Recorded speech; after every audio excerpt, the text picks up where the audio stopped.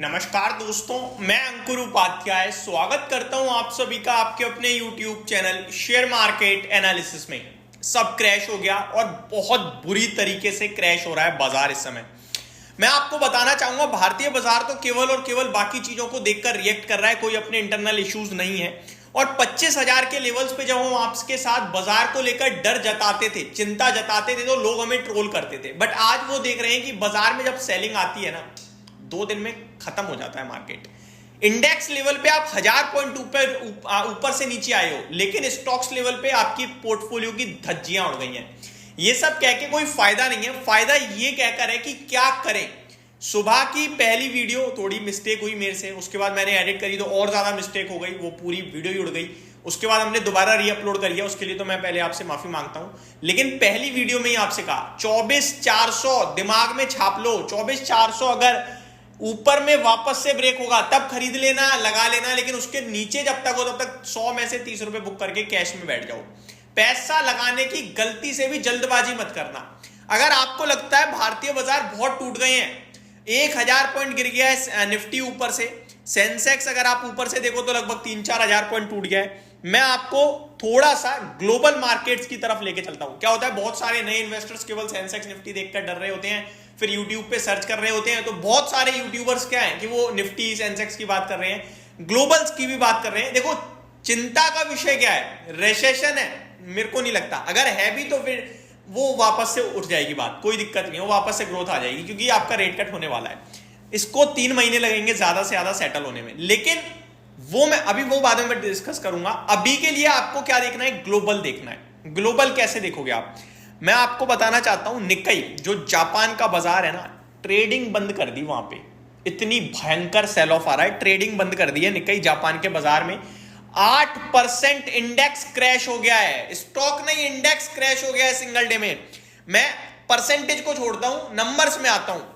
Japan के बाजार जो रॉकेट की रफ्तार से भाग रहे थे, मैं आपको बताऊंगा जापान ने लगभग 44,000 का हाई लगाया था, जहां तक मुझे याद आ रहा है। मैं एग्जैक्टली आपके साथ बताता हूं, जहां तक छोड़ते हैं एग्जैक्टली बताता हूं। मैं आपके लिए लगाया लगभग 42,224 के समथिंग का जापान ने हाई लगाया। 42,224 कब लगाया भाई साहब, ये भी बता देता हूं मैं आपको।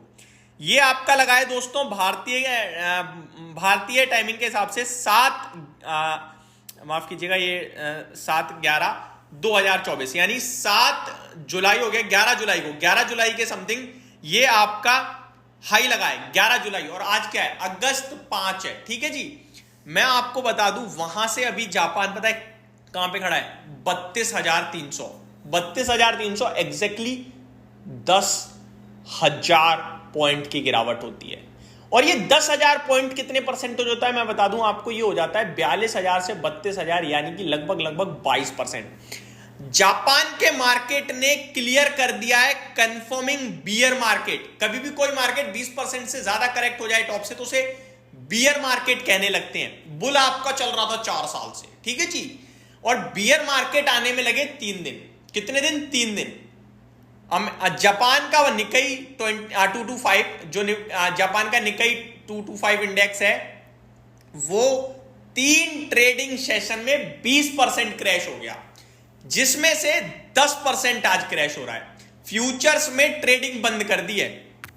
आप कहोगे भाई जापान क्यों गिर रहा है, अमेरिका में रिसेशन आ रहा है, तो इन्होंने सबसे पहले इन्होंने जो अपने ब्याज दरों में छेड़खानी करी, 15 साल बाद इनका ब्याज दर इंटरेस्ट रेट पॉजिटिव पहुंचा, उसकी वजह से इनके येन में कमजोरी आ गई है।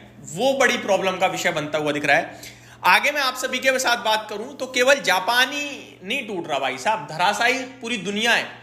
आपका कॉस्पिस कोरिया का बाजार 8% नीचे है, ताइवान आपका 8% नीचे है भाई साहब। इंडेक्स की बात कर रहा हूं, स्टॉक्स की नहीं कर रहा। स्ट्रेट टाइम्स यानी सिंगापुर आपका लगभग 3.5% नीचे है। और भारतीय बाजार की बात करें तो यह आपके लिए 2.5% 3% नीचे है। स्टिल 24,000 के ऊपर अभी भी संभला हुआ है।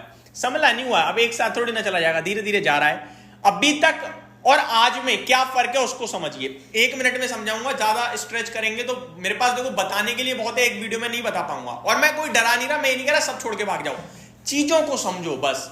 आपका पैसा आपके हाथ में है, यू आर द किंग। आप राजा हो मार्केट में, आप गिरावट में ले सकते हो, लेकिन गिरावट में लेना कब है? जब तक संकेत अच्छे ना आ जाएं। दिन के दौरान 100 पॉइंट उछला, आपने कहा अरे बढ़ने लगा, इतना छूट गया, मत करना भाई।